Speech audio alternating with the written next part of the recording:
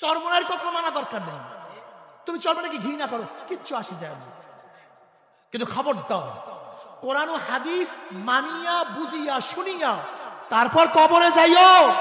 আজকে তোমাকে গাঁজা সেবন করাইয়া, চাঁদাবাজির মধ্যে লিপ্ত করিয়া, হাতের মধ্যে অবৈধ অস্ত্র দিয়া, তোমার দিমাগকে নষ্ট করিয়া যেই সমস্ত বদমাশরা গরুর মতো, ছাগলের মতো, মহিষের মতো, কুকুরের মতো তাদের পিছনে পিছনে তোমাকে ঘুরায়, ওই লিডার, ওই নেতা, ওই বদমাশ কবরে তুমি উপকার করতে পারবে না। যদি বলি কিয়ামতের ময়দানে, তুমি একজন আওয়ামী লীগকে যদি বলি কিয়ামতের ময়দানে শেখ সাহেব তোমার সামনে থাকবে, জয় তোমার সামনে থাকবে, শেখ হাসিনার সামনে থাকবে, না হুজুর কিয়ামতের ময়দানে আপনাদের পিছনে উঠতে চাই,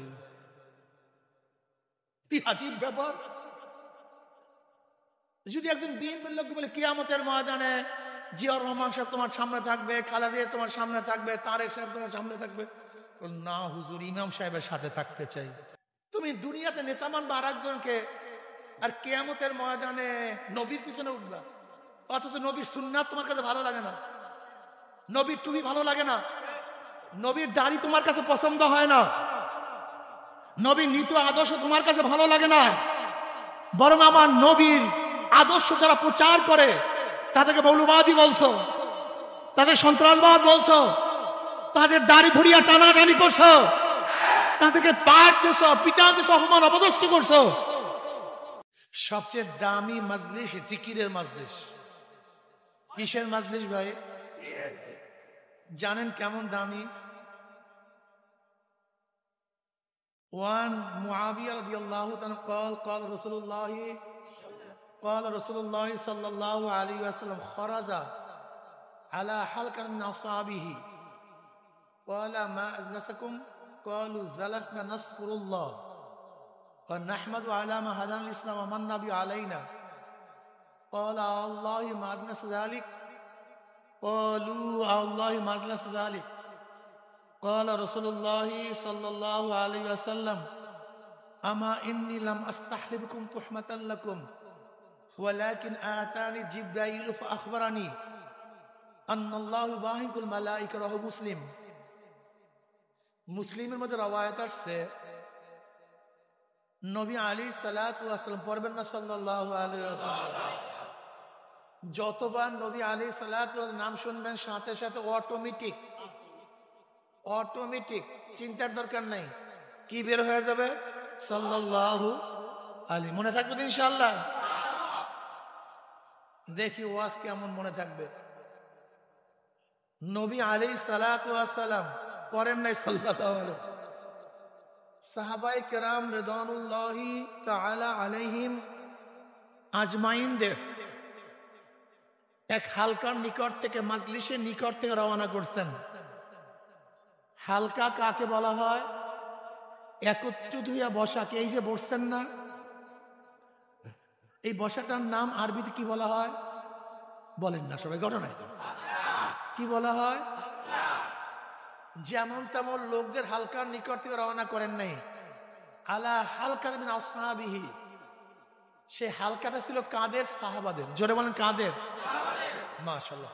সবচেয়ে দামি নবীদের পরে সবচেয়ে দামি কারা ভাই? একজন আদনা সাহাবী, যে নবী আলাইহিস সালাতু ওয়াস সালামকে ঈমানের সাথে একবার দেখছে। কয়বার? একবার, শুধু একবার।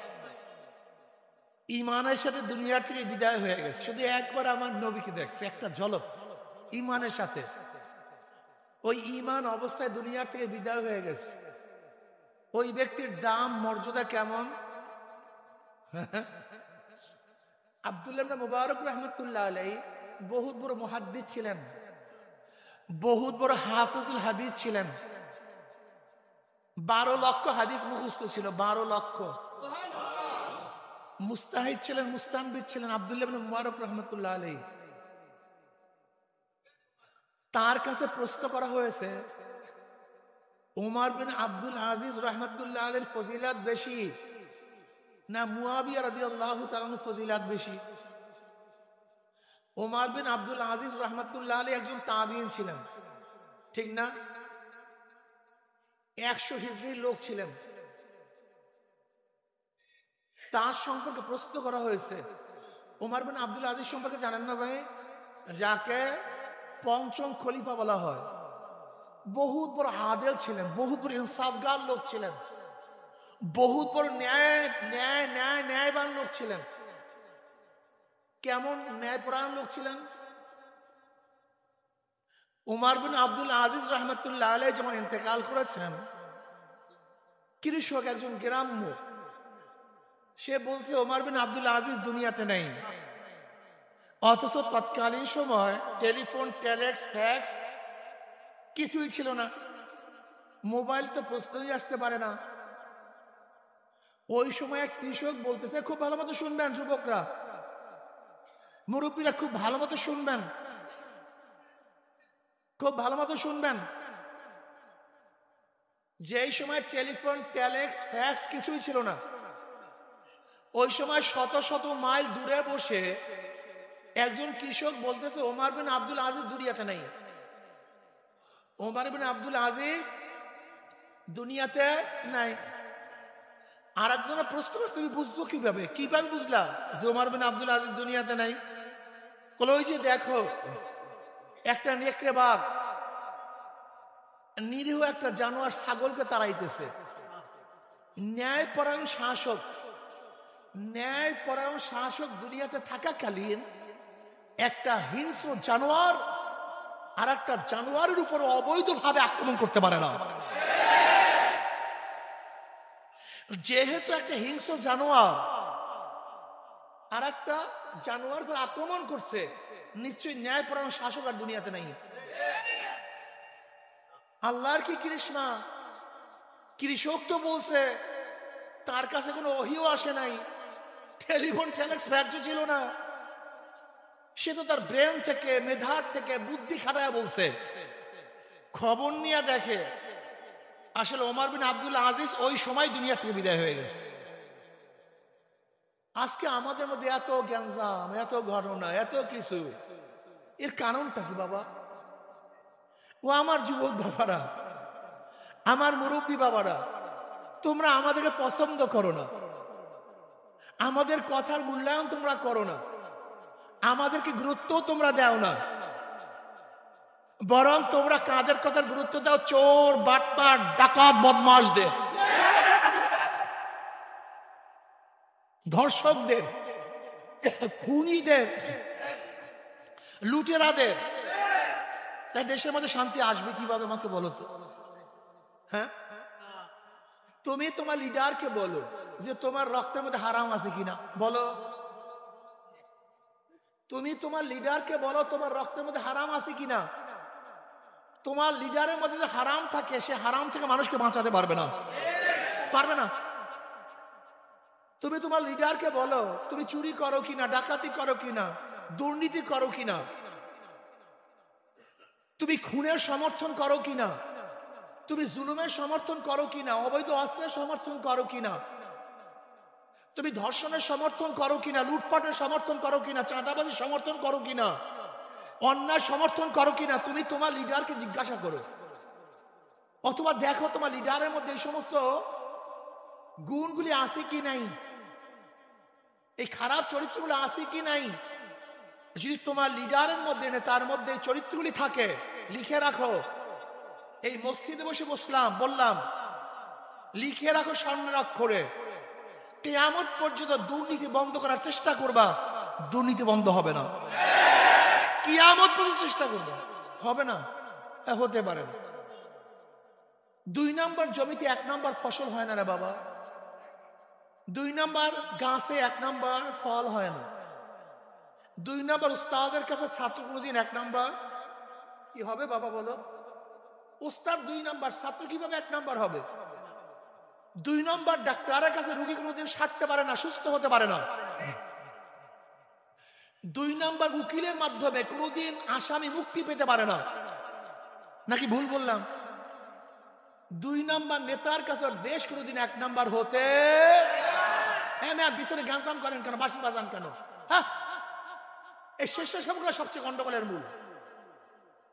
যে যেরকম আছে থাকেন, মানুষ এমনি শুনতে পারে না।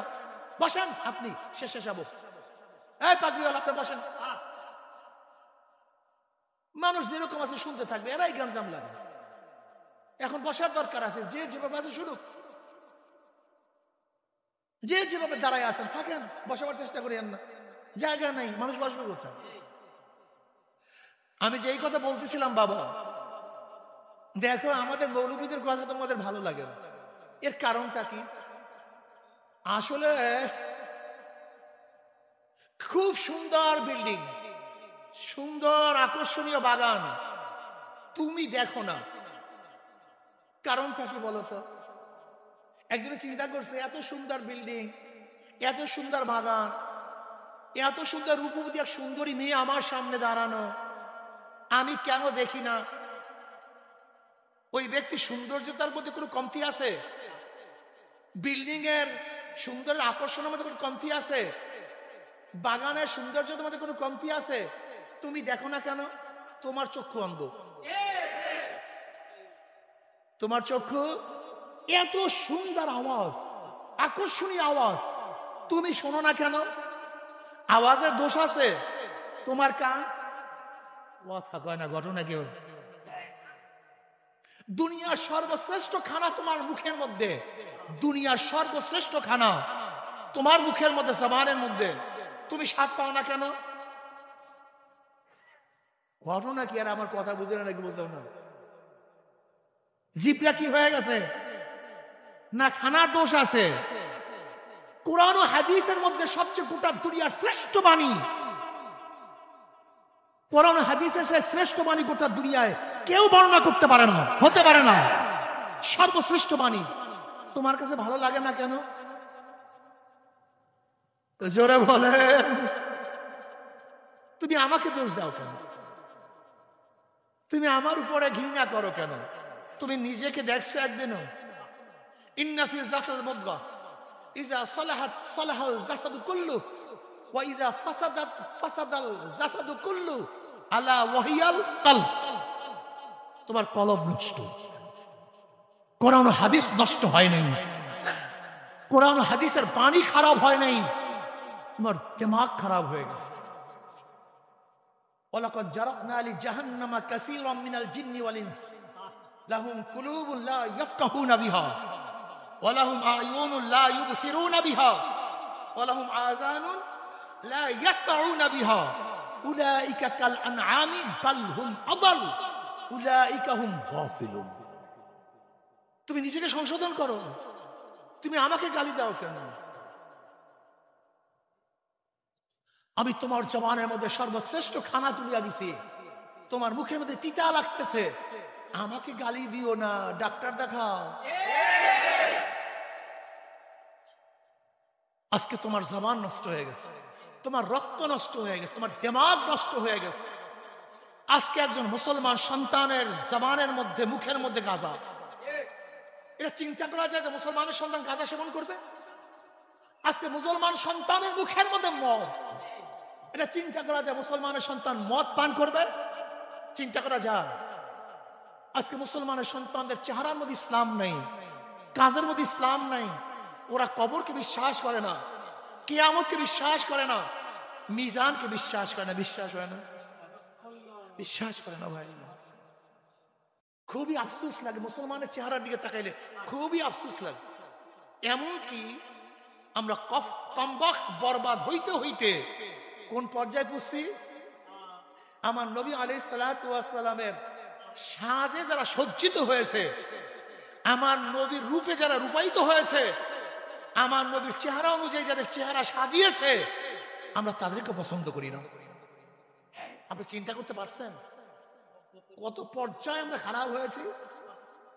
অথচ নবী আলাইহিস সালাম বুখারীর মধ্যে রাওয়ায়াত কি বলেন? আল মারউ মা মান আহাব্বা ওয়া লাহু মাকতাসাবা।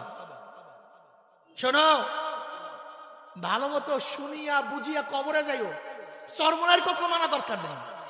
তুমি চরমনাকে ঘৃণা করো, কিচ্ছু আসে যায় না, কিন্তু খবরদার কোরআন ও হাদিস মানিয়া বুঝিয়া শুনিয়া তারপর কবরে যাইও। ওই কবরে নেতায় তোমাকে কোন উপকার করতে পারবে না,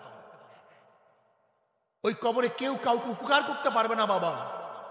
আজকে তোমাকে গাঁজা সেবন করাইয়া, চাঁদাবাজির মধ্যে লিপ্ত করিয়া, হাতের মধ্যে অবৈধ অস্ত্র দিয়া তোমার দিমাগকে নষ্ট করিয়া যে সমস্ত বদমাশরা গরুর মতো, ছাগলের মতো, মহিষের মতো, কুকুরের মতো তাদের পিছনে পিছনে তোমাকে ঘুরায়, ওই লিডার, ওই নেতা, ওই বদমাশ কবর তুমি উপকার করতে পারবে না।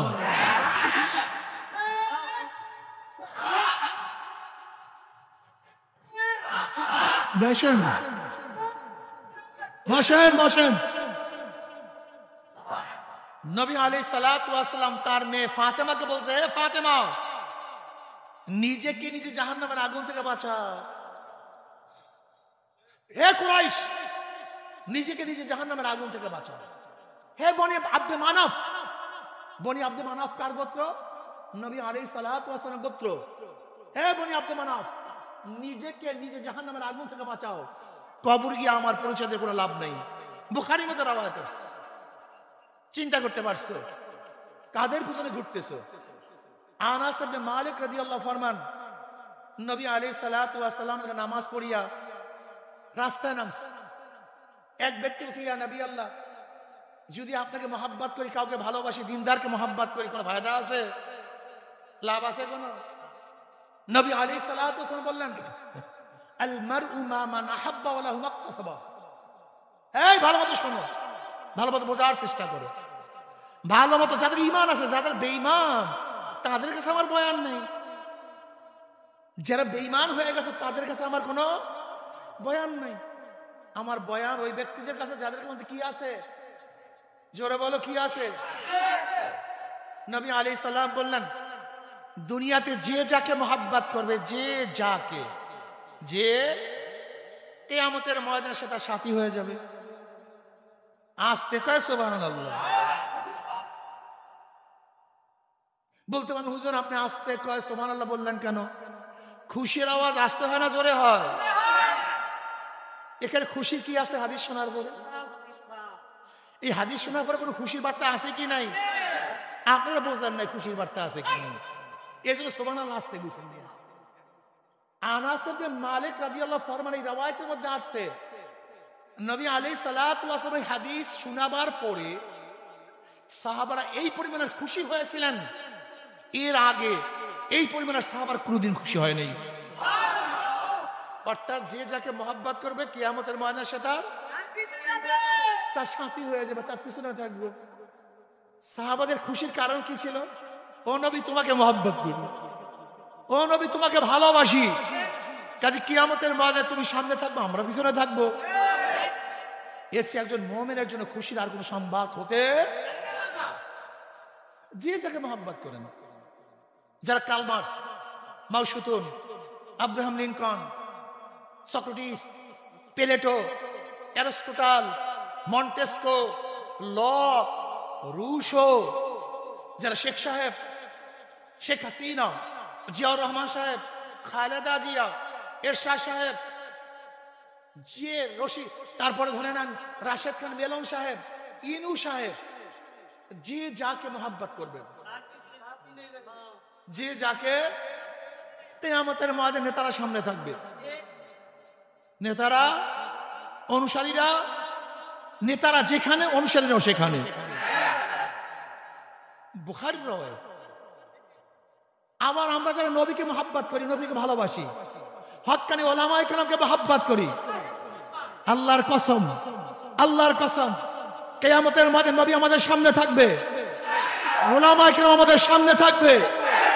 তারা যেখানে যাবে আমরাও সেখানে চলে যাবো ইনশাআল্লাহ। বিশ্বাস হয়? শোনেন শোনেন, কোরআন কি বলে দেখেন, কোরআন কি বলে, আল-ইয়াওমা নাদউ কুল্লা উনাসিন বিইমামিহিম। ডাকা হবে কিয়ামতের ময়দানে প্রত্যেকটা মানুষকে তার নেতার সাথে। আমাদের দেশের মানুষগুলি একটু টাইপ অফ মুনাফিক, টাইপ অফ মুনাফিক বুঝুন তো, একটু মুনাফিকি ভাব আছে। যদি বলি কিয়ামতের ময়দানে, তুমি একজন আওয়ামী লীগকে যদি বলি কিয়ামতের ময়দানে শেখ সাহেব তোমার সামনে থাকবে, জয় তোমার সামনে থাকবে, শেখ হাসিনার সামনে থাকবে, না হুজুর কিয়ামতের ময়দানে আপনাদের পিছনে উঠতে চাই। কি আজীব ব্যাপার!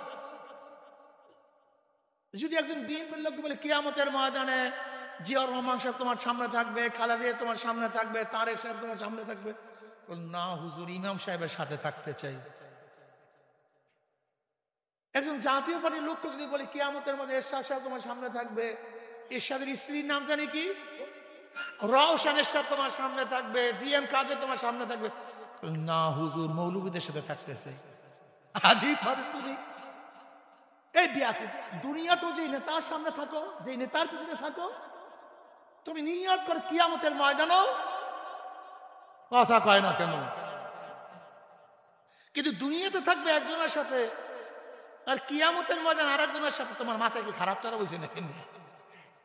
তুমি কি বেয়াকুব টিয়াকুব নাকি? হ্যাঁ, তুমি কি বেয়াকুব? আল ইয়াউমা নাদু কুল্লা উনাসিন বিইমামিহিম, কোরআন কি কয়? ডাকা হবে কিয়ামতের ময়দানে প্রত্যেকটা মানুষকে তার নেতার সাথে, প্রত্যেকটা মানুষকে তার নেতার সাথে। তুমি দুনিয়াতে নেতা মানবা আর একজনকে, আর কিয়ামতের ময়দানে নবীর পিছনে উঠবা, অথচ নবীর সুন্নাত তোমার কাছে ভালো লাগে না, নবীর টুপি ভালো লাগে না, নবীর দাড়ি তোমার কাছে পছন্দ হয় না, নবীর নীতি আদর্শ তোমার কাছে ভালো লাগে না, বরং আমার নবীর আদর্শ যারা প্রচার করে তাদেরকে মৌলবাদী বলছো, তাদের সন্ত্রাসবাদ বলছো, তাদের দাড়ি ধরিয়া টানাটানি করছো, তাদেরকে পাট দিছ, পিটান দিছ, অপমান অপদস্থ করছো। আর কিয়ামতের নবীর সাথে উঠবা, তোমার তোমার মাথার মধ্যে গিলু বলতে কিচ্ছু মনে নাই। যুবকেরা খবরদার, হ্যাঁ যুবক, আমি যে আয়াত তেলাওয়াত করছি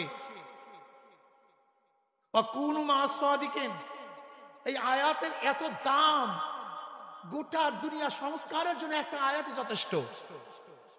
আচ্ছা বলেন তো, দুনিয়ার মধ্যে কোনো বাচ্চা গাঁজা মুখী নিয়ে জন্মগ্রহণ করছে, গাঁজা শিখলো কিভাবে? কথা কয় না, ঘটনা কি? আচ্ছা বিড়ি নিয়ে কোনো দুনিয়ার মধ্যে মানুষ জন্মগ্রহণ করছে, বিড়ি শিখছে কিভাবে? কে শিখাইছে? আচ্ছা মদ বুকে নিয়ে দুনিয়ার কেউ জন্মগ্রহণ করছে, মদ শিখলো কিভাবে? আচ্ছা কলেমা পড়িয়া কেউ জন্মগ্রহণ করছে, কলেমা পড়লো কিভাবে? নামাজ শিখে কেউ জন্মগ্রহণ করছে, নামাজ শিখলো কিভাবে? পশ্চিম দেখিয়া কেউ জন্মগ্রহণ করছে, পশ্চিম জানলো কিভাবে? কি বুঝলেন? আল মারউ মা মান আহাব্বা, খুব ভালো মতো বোঝার চেষ্টা করবেন। ওয়াকুনু মা'আস সাদিকিন, আমি বিশ্বাস করি শিক্ষা মানুষকে পরিবর্তন করতে পারে না, শিক্ষায় জাতির মেরুদণ্ডটা ভুল। বলতে পারেন কেন হুজুর আপনি এত শক্ত কথা বললেন কিভাবে? আমি দলিল ছাড়া কথা বলি না। আপনারা পত্রিকায় দেখেছেন হেডলাইনে আসছে লাল কালি দিয়া, সমস্ত শিক্ষিতই চোর না, কিন্তু যারা চুরি করে সব শিক্ষিত।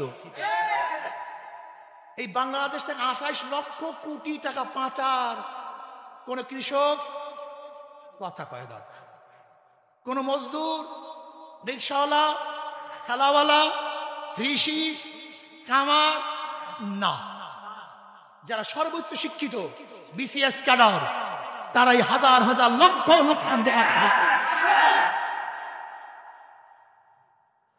শোনেন শোনেন বন বন, আমি একটু ধরাইয়া দেই, রাত্রে শুয়ে শুয়ে চিন্তা করেন, বয়ান করার সময় নাই, আমি একটু রোগ ধরাইয়া দেই। আবরার ফাহাদকে কারা হত্যা করছে? আবরার ফাহাদ, বুয়েটের ছাত্ররা। বুয়েট বাংলাদেশের সবচেয়ে মেধাবী ছাত্র ছাড়া কেউ বুয়েটে ভর্তি হতে পারে না, সবচেয়ে মেধাবী। এমনকি মেডিকেলের চেয়ে মেধাবী ছাত্র দরকার হলে বুয়েটে ভর্তি হওয়ার জন্য। এই ছেলেটা মেট্রিকে ভালো রেজাল্ট করছে, আইএ সব জিপিএ 5। শুধু জিপিএ 5 ভালো হবে না, ইন্টারভিউতে টিকতে হবে। মনে করেন কিভাবে মেধাবী? তার মানে মেট্রিক পর্যন্ত ছাত্র ভালো ছিল, আইএ পর্যন্ত ছাত্র কথা কয় না, কিন্তু বুয়েটে গিয়ে খুনি হইল কেন বলেন তো? কথা কয় না। সোহবাত, সোহবাত, খুনিদের সোহবাতে থাকার কারণে ভালো ছাত্র খুনি হয়ে গেছে। সোহবাত, অন্য কিছু না, অন্য কিছু না, সব সোহবাত। আপনি দেখেছেন এই গত 2 দিন আগেও একই দলের ছাত্র দলের আর এক সাথীকে হত্যা করছে। এই একদিন আগের ঘটনা, গতকালকের ঘটনা।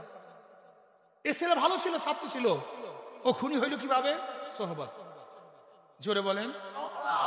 সোহবত সবচেয়ে দামি, এর চেয়ে দামি কোনো জিনিস নেই। সৎ সঙ্গে স্বর্গবাস, এর মনে রাখবা। তোমার বন্ধুকে, বন্ধু চুজ করতে যদি ভুল করো, জীবনের সবচেয়ে বড় ভুল করেছো। আর বন্ধু চুজ করতে ঠিক করো, দুনিয়ার মধ্যে সবচেয়ে ভালো কাজটা, ভালো সিদ্ধান্ত তুমি গ্রহণ করেছো। অকুনু মা সাদিকিন, অকুনু মা সাদিকিন। সোহবত সবচেয়ে দামি। কার সাথে চলেন, কার সাথে উঠেন, কার সাথে বসেন। একজন জাকিরিনের সাথে থাকলে দেখবেন এমনি জিকির বের হয়ে যাবে। একজন নামাজির সাথে থাকলে দেখবেন এমনি নামাজি হয়ে যাবেন। ইয়া আইয়ুহাল্লাযীনা আমানুত্তাকুল্লাহ ওয়া কুনু মা'আস সাদিকিন। কত মুসলমান সন্তান এত ভালো, কিন্তু সোহবতে থাকার কারণে খারাপ হয়ে গেছে। এ আমার যুবক বাবারা, এ আমার মুরব্বী বাবারা, আমার পর্দার মা বোনেরা, আমার মাওলাকে রাজি খুশি না করিয়া কেউ মাওলার কবরে যাইও না। যদি ঘরের মালিকের সাথে পরিচয় থাকে, যত রাত্রি ঘরে ঢুকো না কেন, তোমার কোনো টেনশন নেই, কোনো চিন্তা নাই। রাত্র 3টার সময় যদি বেয়াই বাড়িতে, তোমার শ্বশুর বাড়িতে ঢুকো, যখনই দরজা নক করবা, শ্বশুর ডাক দিবে কে, তুমি বলবে আব্বু আমি। অমনি শ্বশুর লাফ দিয়ে উঠবে, আমার জামাই আসছে, এত রাত্রে কেন আসছে? আমার জামাইয়ের জন্য খানার ব্যবস্থা করো, বিছানার ব্যবস্থা করো, পানির ব্যবস্থা করো, শরবতের ব্যবস্থা করো। অর্থাৎ ঘরের মালিকের সাথে পরিচয় আছে, যত রাত্রি ঢুকো তোমার কোনো টেনশন নাই, কোনো চিন্তা নাই। আর ঘরের মালিকের সাথে পরিচয় না করি, রাত্র 3টা, রাত্র গভীর রাতে নক করো, অমনি ঘরের মালিক যখন বলবে কে, তুমি পরিচয় না দিতে পারলে তোমাকে বলবে চোর, ডাকাত, ওকে মার, ওকে ধর, ওকে বান। যেহেতু ঘরের মালিকের সাথে কোনো পরিচয় তোমার নাই, ঠিক কবরের মালিকের সাথে পরিচয় করিয়ে যদি কবরে যাইতেই পারো, কবরের মালিক বলবে হে ফেরেশতা, আমার বন্ধু আসছে, ওয়াফুশুল ফরাশা মিনাল জান্নাহ ওয়াল বিসু মিনাল জান্নাহ, আমার বন্ধুর গায়ের মধ্যে জান্নাতের পোশাক লাগাইয়া দে, আমার বন্ধুর কবরের মধ্যে জান্নাতের বিছানা বিছাইয়া দে, আমার বন্ধুর কবরের মধ্যে জান্নাতের নাজ নেয়ামতের গোটা কবরটাকে ভরিয়া দে। যদি কিয়ামতের মালিকের সাথে পরিচয় করিয়া কিয়ামতের ময়দানে উঠতে পারো, কিয়ামতের মালিক তোমাকে ডাকিয়া ডাকিয়া আরো সেটিতে জায়গা করিয়া দিবে। মিজানের মালিকের সাথে পরিচয় করিয়া যদি মিজানে উঠতে পারো, মিজানের মালিক তোমার নেকের পাল্লা ওজন করিয়া দিবে। যদি পুলসরাতের মালিকের সাথে পরিচয় করিয়া পুলসরে উঠতে পারো, ওয়াইন মিনকুম ইল্লা ওয়ারিদুহা কানা আলা রাব্বিকা হাতমান মাকদিয়া সুম্মা নুনাজ্জিল লাযিনা তাকাও ওয়া নাযারুজ যালিমিনা ফিহা জিসিয়া। পুলসরাত পানি দিয়া মাওলার জান্নাতে চলে আসবো, কোনো টেনশন নাই, কোনো চিন্তা নাই, কোনো চিন্তা নাই, কোনো ভয় নাই। লা খাউফুন আলাইহিম ওয়ালা হুম ইয়াহজানুন। কিন্তু কবরের মালিকের সাথে পরিচয় না করিয়া যদি কবরে যাও, কবরের মালিক বলবে হে কবর, আমার দুশমন আসছে, আমার শত্রু আসছে, ওর সাথে আমার কোনো পরিচয় নাই, কোনো সম্পর্ক নাই, এ কবরের মাটি চাপ দে। অমনি কবরের 2 পাশের মাটি এত জোরে চাপ মারবে,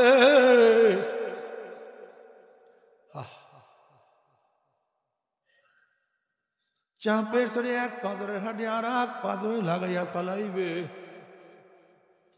আল্লাহ আমাদের সবাইকে মাফ করিয়া দেন, সবাইকে ক্ষমা করিয়া দেন। বাবারে কিয়ামতের মালিকের সাথে পরিচয় না করিয়া তো কিয়ামতের বাবা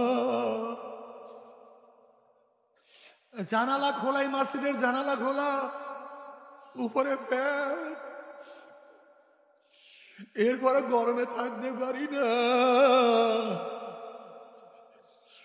কিয়ামতের মালিকের সাথে পরিচয় না করিয়া কিয়ামতের ময়দানে উঠলেন, কিয়ামতের মালিক ধাক্কা দিয়া সূর্যের নিচে ফেলে আসবে।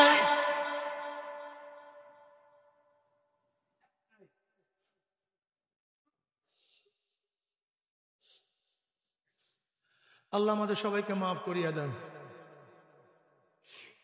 একদিন দুই দিন নয়, 50,000 বছর পর্যন্ত ওই সূর্যের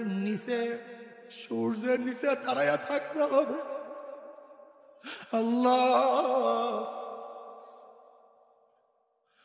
কিয়ামতের মালিকের সাথে পরিচয় না করিয়া কিয়ামতের ময়দানে উঠলে ঘামাইতে ঘামাইতে ঘামাইতে ঘামাইতে কারোর ঘাম হাঁটু পরিমাণ হইয়া যাবে, কারোর ঘাম কোমর পর্যন্ত, কেউ ঘামের মধ্যে সাঁতরে থাকবে।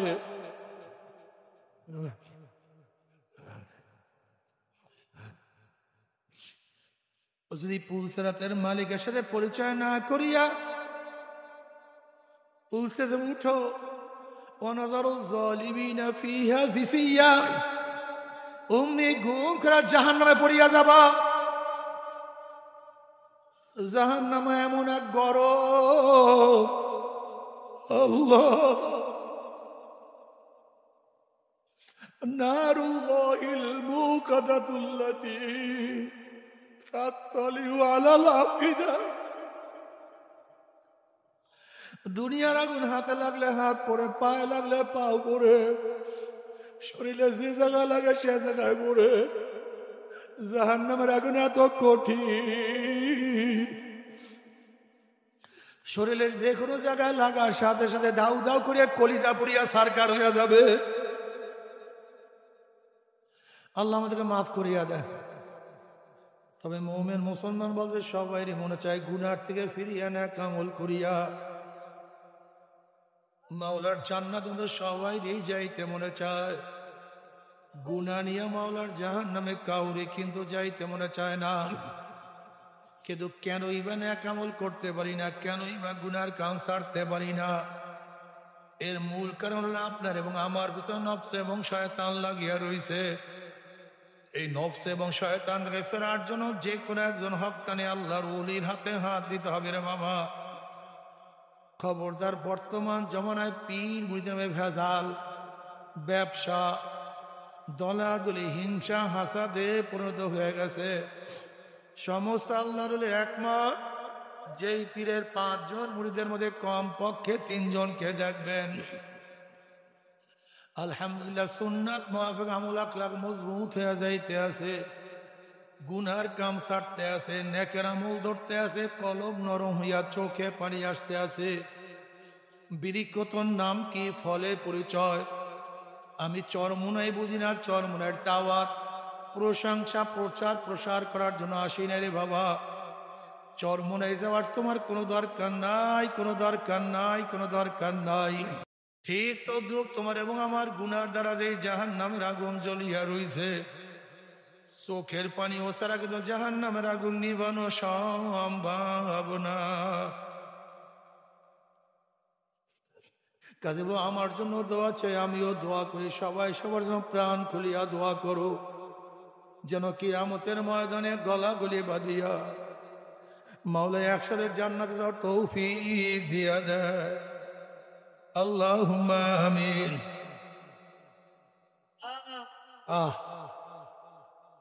ও আমার পর্দার মা বোনেরা, দুই হাত তুলিয়া মাওলার তবে কান্দ, আর মাওলার কাছে মাফ চাল্লা।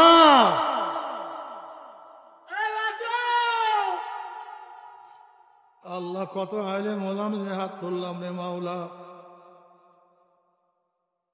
আল্লাহ কত সাদা দাড়িওয়ালা ভাই দেখে নিয়ে হাত তুললাম রে মাওলা। আল্লাহ কত বেগুনা না বলে টাল বেলেম ভাই দেখে নিয়ে হাত তুললাম রে মাওলা। আল্লাহ কত জাকিরিন শাকির তোমার খাস খাস বন্ধনের হাত তুললাম রে মাওলা। আল্লাহ আমি তো গুনাহগার, আমার দিকে না তাকাইয়া তোমার যেই বন্দার হাত পছন্দ হয় তার উসিলে আমাদের সবাই গুনাহ কথা মাফ করে দাও আল্লাহ। আল্লাহ মাফ করবাই না, ক্ষমা করবাই না। তাহলে তোমার বন্দার এখানে কেন আসছে? আল্লাহ আমরা দুনিয়া পাওয়ার জন্য আসি নাই, দুনিয়া চাওয়ার জন্য আসি নাই। আল্লাহ কেউ নামাজ কাজা করিয়া ফেলাইছি, কেউ রোজা সারিয়া দিছি, কেউ বেপরদা অপকর্মের মধ্যে লিপ্ত হইয়া গেছি। আল্লাহ আমরা হারাম কবিরা গুনাহ করিয়া ফেলাইছি। আল্লাহ আমরা জাহান্নামের কাজ করিয়া ফেলাইছি। আল্লাহ জাহান্নামের খাতা থেকে আমাদের নামটা কাটিয়া দেন। আল্লাহ জাহান্নামের খাতা থেকে আমাদের নামটা কাটিয়া দেন। আল্লাহ জান্নাতুল ফেরদাউসের মধ্যে আমাদের নামটা উঠাইয়া নেন। আল্লাহ আমার যুবক বাবাদেরকে কবুল করিয়া না। আল্লাহ আমার মুরব্বী বাবাদেরকে কবুল করিয়া না। আল্লাহ আমার মা বোনকে কবুল করিয়া না। আল্লাহ আমরা যারা হাত তুললাম জানি না কার মা নাই, বাবা নাই, স্ত্রী নাই, সন্তান নাই, দাদা নাই, দাদু নাই, নানা নাই, নানু নাই। আল্লাহ যত মুমিন মুমিনাত মুজাহিদরা কবর শুয়ে সবার কবর আযাবকে মাফ করে দাও। ই আল্লাহ খাস করে আমাদের শায়েখ ও মুর্শিদের কবরকে জান্নাতের বাগিচা বানায়া দাও। মা দাদা সহ তামাম দুনিয়ার মাশায়েখদের মাকামকে জান্নাতের মধ্যে বুলন্দ করে দাও। আমাদের আহলা তোমার খাস গোলাম বান্দিকে কবুল করে নাও। রব্বির হামহুমা কামা রাব্বায়ানি সগীরা। ওয়াসাল্লাল্লাহু তাআলা আলা খায়রি খালকি মুহাম্মাদ ওয়া আলিহি ওয়া আসহাবিহি ওয়া আজওয়াজিহি ওয়া আতবাইহি আজমাইন। আরহামনা মাহুম বিরহমাতিকা ইয়া আরহামার রাহিমিন।